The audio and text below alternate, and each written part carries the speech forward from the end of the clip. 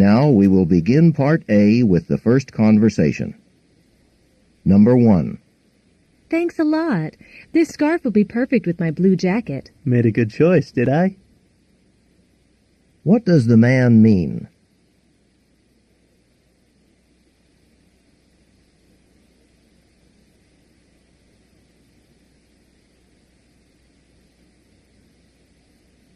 Number 2. My cousin Bob is getting married in California, and I can't decide whether to go. It's a long trip, but I think you'll have a good time. What does the man imply?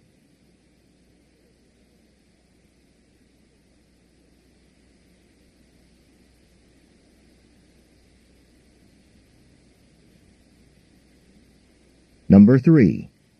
Excuse me, could you bring me a glass of water, please? Sorry, but I'm not a waiter. What does the man mean?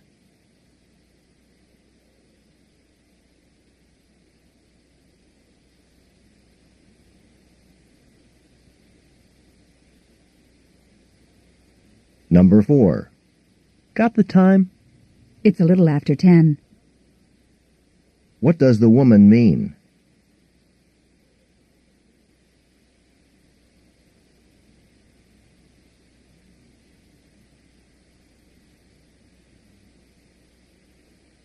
Number 5. You did an excellent job on that presentation. Thanks. I put a lot of time into it. What does the woman mean?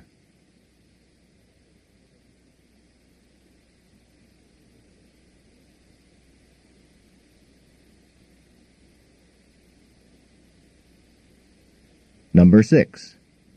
Are you ready to go jogging? Almost. I have to warm up first. What does the woman mean?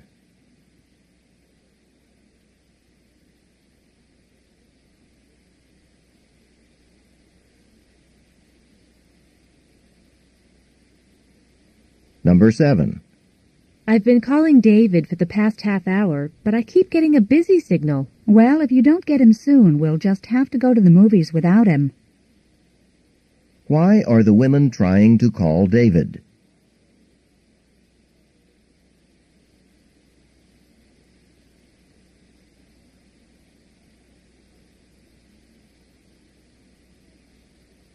Number 8.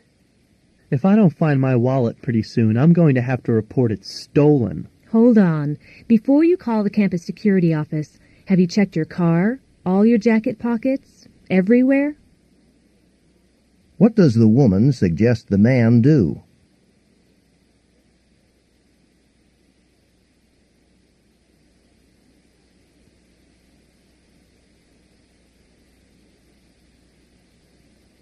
Number 9.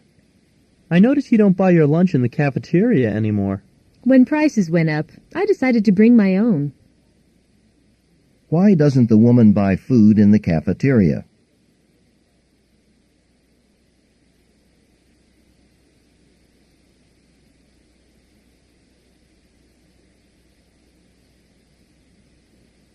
Number 10. You know, my car hasn't been the same since I bumped into that telephone pole. You'd better have that looked into before you drive to Florida. What does the woman mean?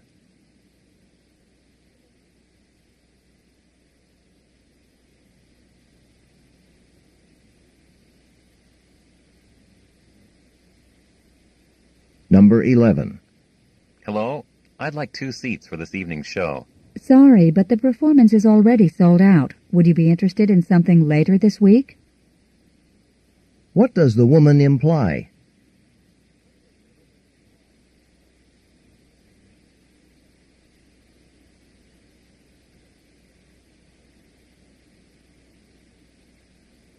Number 12. That leaky faucet is starting to get to me. What should we do about it? What does the woman want to know?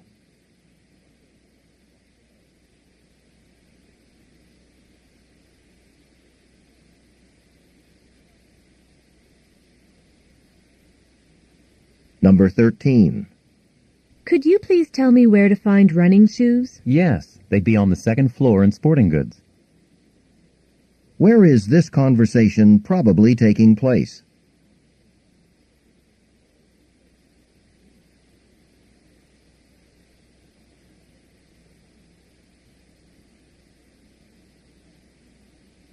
Number 14.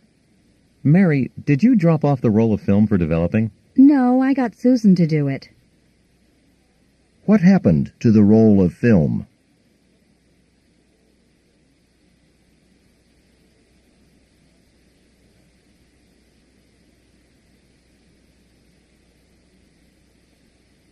Number 15. The floor is awfully wet. What happened? No sooner had I gotten into the shower than the phone rang.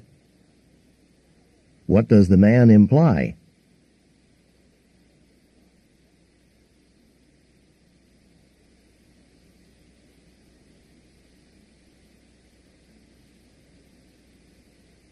Number 16. Aren't you leaving tomorrow for vacation? All packed and ready to go? Not quite. I still have to stop by the drugstore and get my allergy prescription refilled. What does the man imply?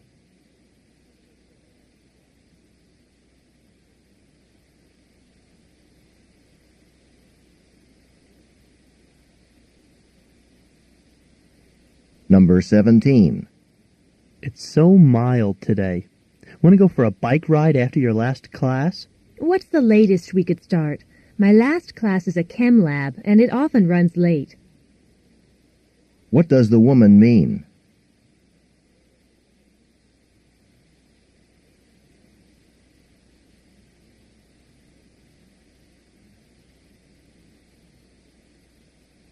Number 18.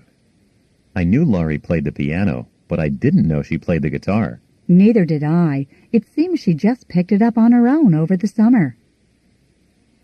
What does the woman mean?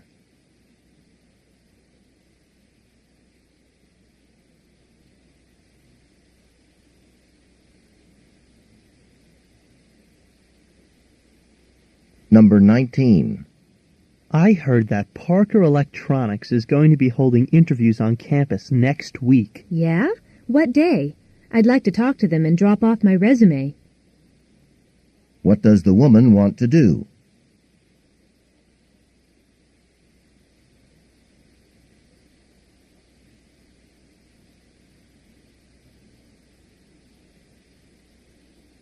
Number 20. You know, some TV channels have been rerunning a lot of comedies from the 60s. What do you think of those old shows? Not much, but then the new ones aren't so great either. What does the man mean?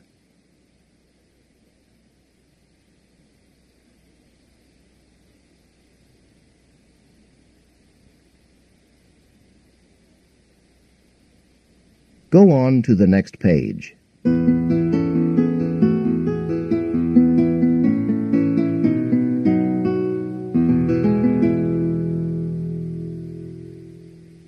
Number 21. Janet, here's the book you loaned me, but I'm a bit embarrassed. I can't seem to find the jacket for it. I would have never even noticed. You're one of the few people who actually returns books to me. What can be inferred from the conversation?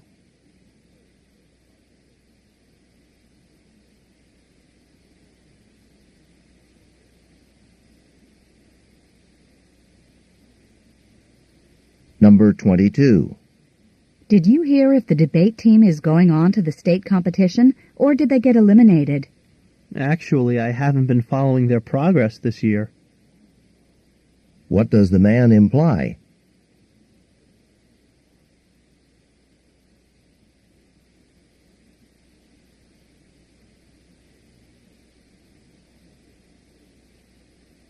Number 23. I want to take comparative anatomy this year, but according to the requirements, I have to have taken the introductory biology course first. Ask the professor if he can take them simultaneously. All he can do is say no. What does the woman suggest the man do?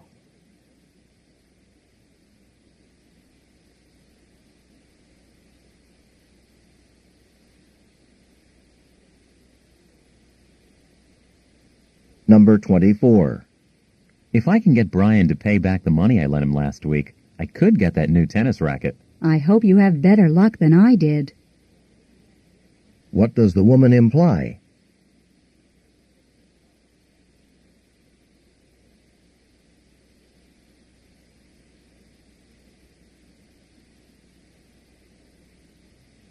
Number 25. I hear you're quite proficient on the violin. I'm pretty rusty after all these years. What does the man mean?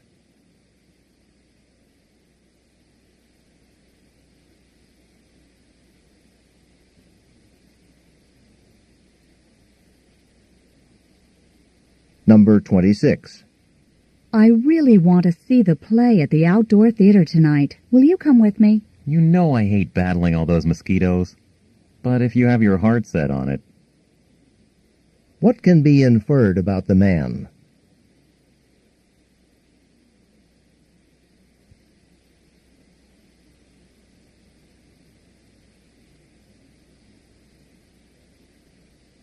Number 27. Have you visited the new exhibit? Not yet, but it'll be at the Student Center until June. What does the man imply?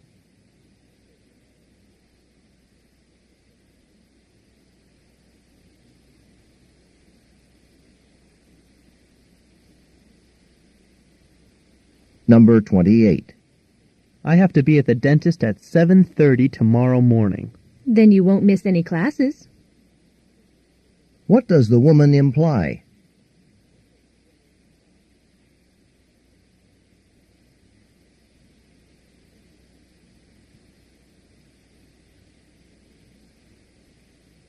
Number 29.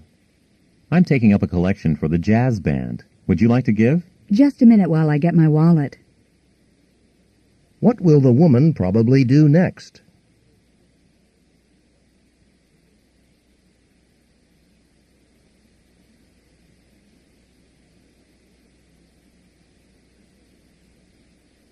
Number 30.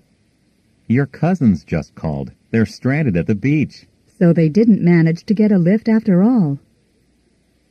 What had the woman assumed about her cousins?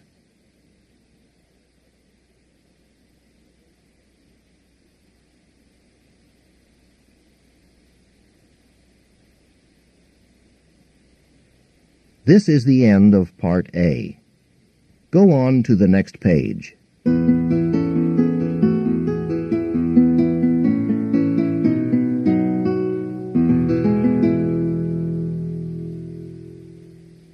Now read along as the directions for Part B are being read. Part B. Directions. In this part of the test, you will hear longer conversations. After each conversation, you will hear several questions. The conversations and questions will not be repeated. After you hear a question, read the 4 possible answers in your book and choose the best answer. Then, on your answer sheet, find the number of the question and fill in the space that corresponds to the letter of the answer you have chosen. Remember, you should not take notes or write on your test pages. Go on to the next page.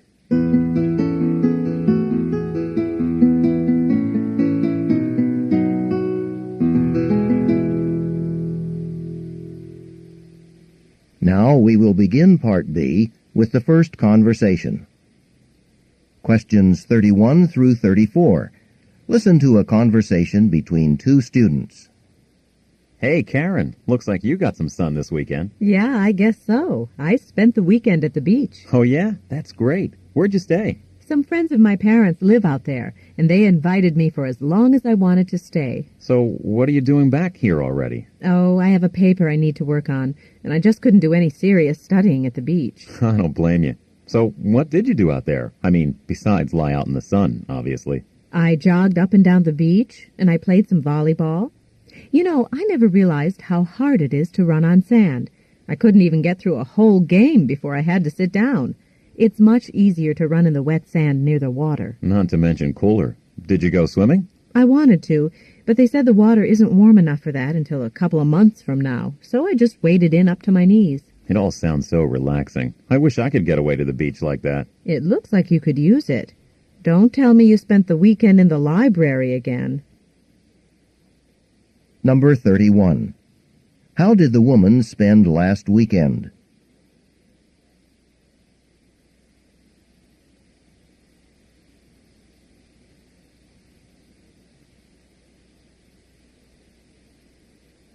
Number 32. Why did the woman come home so soon?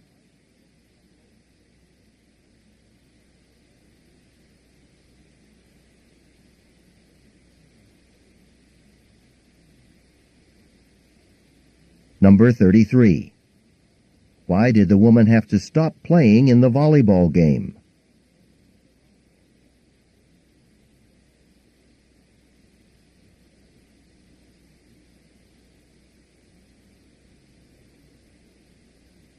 Number 34. Why didn't the woman go swimming?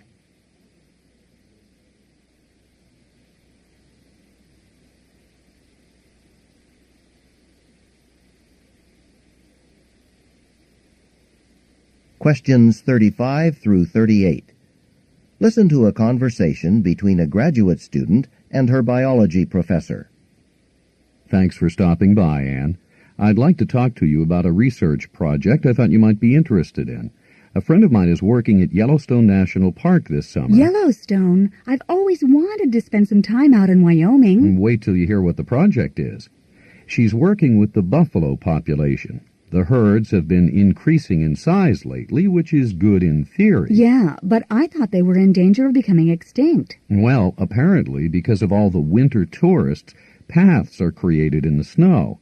More buffalo are surviving the harsh winters because the paths make it easier for the buffalo to move around and find food. But it turns out that some of the herds are infected with a bacteria. Oh, yeah, I heard about that. Brucella abortus. Right. It's been around for quite a while. Yes, it has. And because the buffalo population is increasing, they've been roaming more than usual, and the disease has begun to spread to the cattle ranches that border the park. That's bad news. Isn't that the disease that causes animals to abort their young? Yes, and it's caused a lot of controversy. Some of the ranchers even want to destroy the buffalo herds. That's awful. Have they made much progress with the research? So far, they've been collecting tissue samples from dead buffalo to see if the bacteria is present. I'd really be interested in working on this. You know I've been researching diseased animal populations. That's why I thought of you. I took the liberty of mentioning your name to my friend. She's hoping you'll be able to spend the whole summer out there. Well, I was going to work on my thesis a lot in July, but I'm sure my advisor wouldn't want me to pass up this opportunity. Number 35. What did the professor want to talk to Anne about?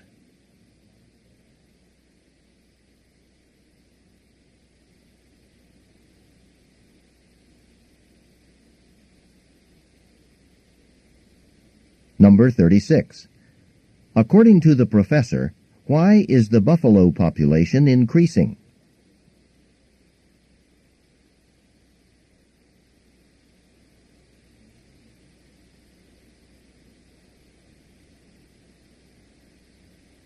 Number 37. Why does the professor think Anne would be interested in going to Yellowstone?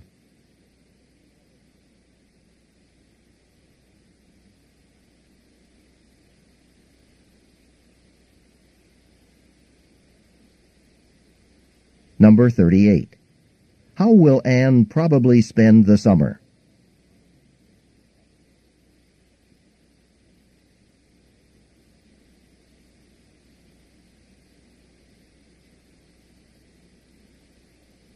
This is the end of Part B. Go on to the next page.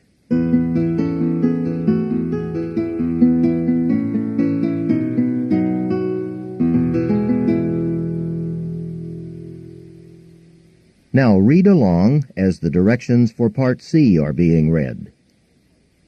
Part C. Directions. In this part of the test, you will hear several short talks. After each talk, you will hear some questions. The talks and the questions will not be repeated. After you hear a question, read the 4 possible answers in your book and choose the best answer. Then, on your answer sheet, find the number of the question and fill in the space that corresponds to the letter of the answer you have chosen. Here is an example. On the recording you hear, "Listen to an instructor talk to his class about a television program." I'd like to tell you about an interesting TV program that'll be shown this coming Thursday. It'll be on from 9 to 10 p.m. on Channel 4. It's part of a series called Mysteries of Human Biology. And the subject of the program is the human brain, how it functions and how it can malfunction. Topics that will be covered are dreams, memory, and depression. These topics are illustrated with outstanding computer animation that makes the explanations easy to follow. Make an effort to see this show. Since we've been studying the nervous system in class, I know you'll find it very helpful. Now listen to a sample question. What is the main purpose of the program? In your book, you read, A. To demonstrate the latest use of computer graphics. B. To discuss the possibility of an economic depression. C. To explain the workings of the brain. D. To dramatize a famous mystery story. The best answer to the question, what is the main purpose of the program, is C. To explain the workings of the brain. Therefore, the correct choice is C. Now listen to another sample question. Why does the speaker recommend watching the program? In your book, you read, A. It is required of all science majors. B. It will never be shown again. C. It can help viewers improve their memory skills. D. It will help with coursework. The best answer to the question, why does the speaker recommend watching the program, is D. It will help with coursework. Therefore, the correct choice is D. Remember, you should not take notes or write on your test pages. Go on to the next page.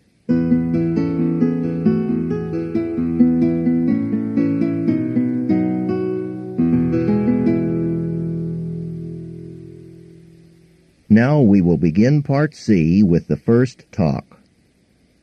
Questions 39 through 41. Listen to a talk given by a tour guide. Welcome to Everglades National Park. The Everglades is a watery plain covered with sawgrass that's home to numerous species of plants and wildlife. At 1.5 million acres, it's too big to see it all today, but this tour will offer you a good sampling. Our tour bus will stop first at Taylor Slough.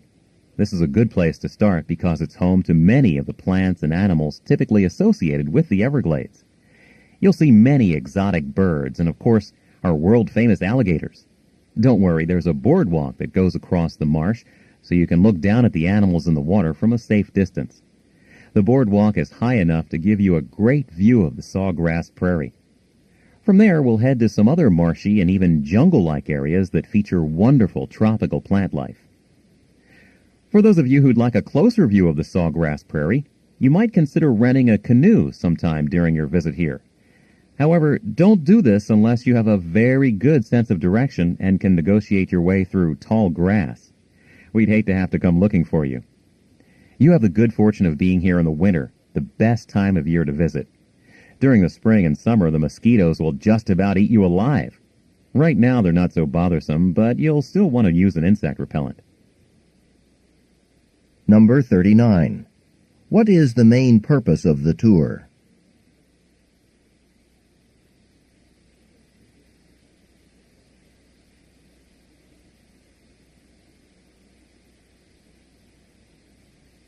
Number 40. What does the speaker imply about paddling across the water in a canoe?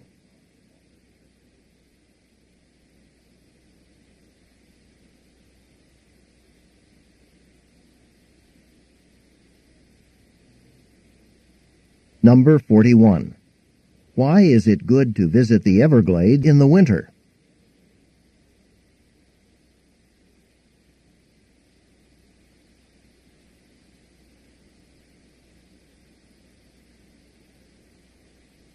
Questions 42 through 46. Listen to a talk given by an astronaut.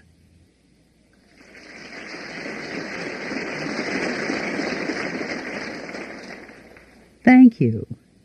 It's great to see so many of you interested in this series on survival in outer space. Please excuse the cameras. We're being videotaped for the local TV stations. Tonight I'm going to talk about the most basic aspect of survival, the spacesuit. When most of you imagine an astronaut, that's probably the first thing that comes to mind, right? Well, without spacesuits, it would not be possible for us to survive in space. For example, outer space is a vacuum. There's no gravity or air pressure. Without protection, a body would explode.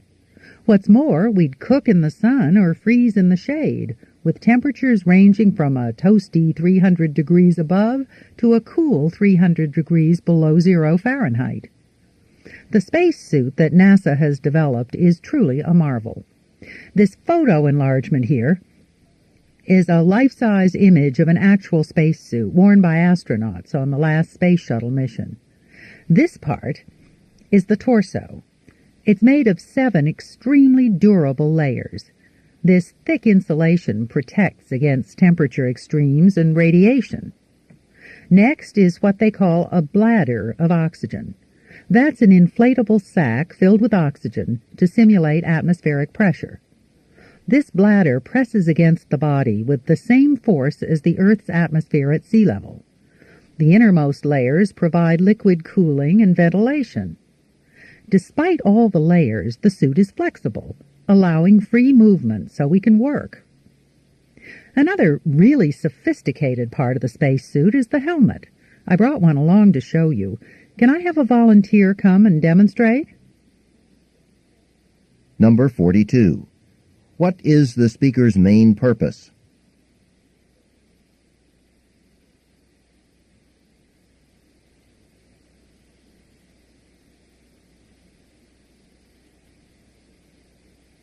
Number 43.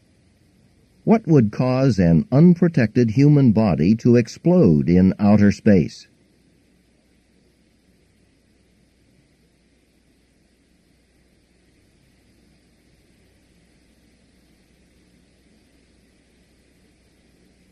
Number 44. Where is the bladder of oxygen located?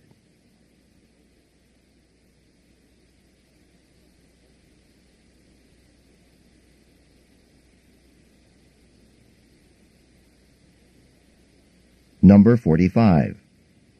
What does the speaker show the audience as she describes the main part of the spacesuit?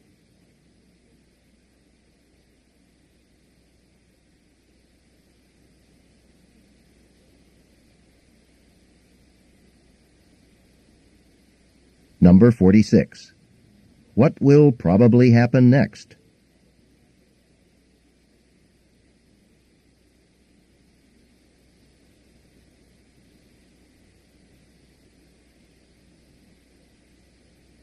Questions 47 through 50.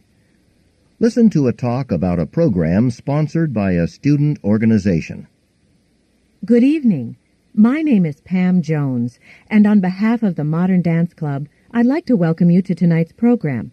The club is pleased to present the TV version of The Catherine Wheel, Twyla Tharp's rock ballet. This video version of the ballet has been even more successful with audiences than the original theater production. It includes some animation, slow motion, and stop-action freezes that really help the audience understand the dance. The title of the piece refers to St. Catherine, who died on a wheel in 307 A.D. Nowadays, a Catherine wheel is also a kind of firework. It looks something like a pinwheel. Anyway, the dance is certainly full of fireworks. You'll see how Twyla Tharp explores one family's attempt to confront the violence in modern life. The central symbol of the work is a pineapple, but exactly what it represents has always created a lot of controversy. As you watch, see if you can figure it out. The music for this piece is full of the rhythmic energy of rock music. It was composed by David Byrne of the rock band Talking Heads, and the lead dancer in this version was Sarah Rudner, who is perfectly suited to Tharp's adventurous choreography. Following the video, dance teacher Mary Parker will lead a discussion about the symbolism Miss Tharp used. We hope you can stay for that. So enjoy tonight's video, and thank you for your support. Number 47. What is the purpose of the talk?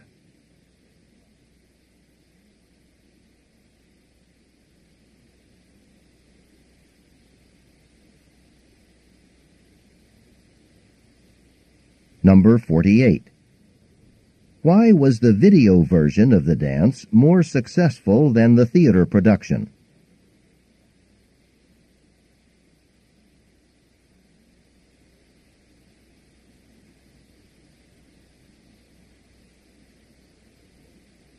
Number 49. What kind of music is the dance performed to?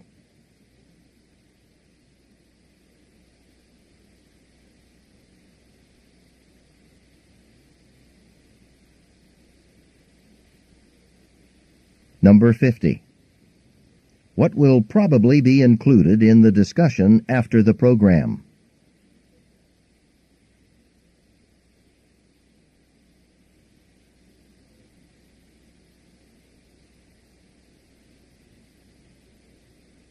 This is the end of Section 1 of Practice Test B. Set your clock for 25 minutes and begin work on Section 2.